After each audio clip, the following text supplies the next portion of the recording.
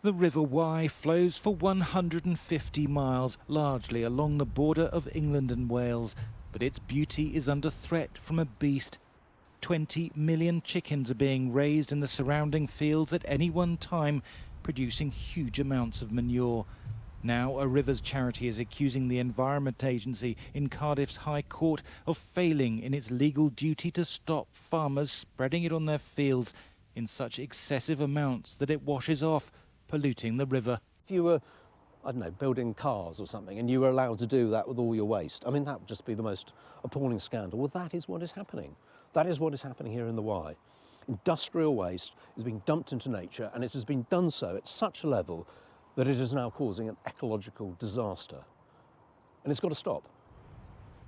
The government brought in the farming rules for water 6 years ago, which imposed strict regulations for agriculture alongside lakes and rivers.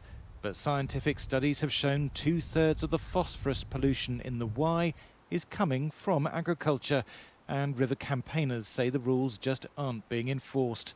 This is supposed to be one of the most highly protected rivers in the country, a special area of conservation. But it's now so polluted that as soon as the weather warms up, the water turns green with algae, stripping out the oxygen and smothering river life. Angela Jones calls herself the wild woman of the Wye, a swimmer who uses science and her senses to monitor the decline in water quality. She's anxious that others don't follow her into the water. Some days it's just too polluted.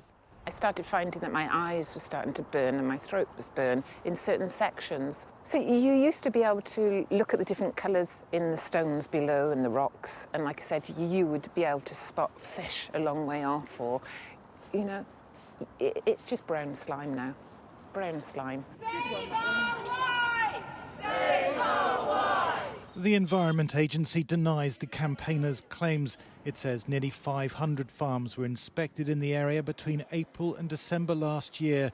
Those in breach of the regulations may be served improvement orders and face possible prosecution. Thomas Moore, Sky News in Cardiff.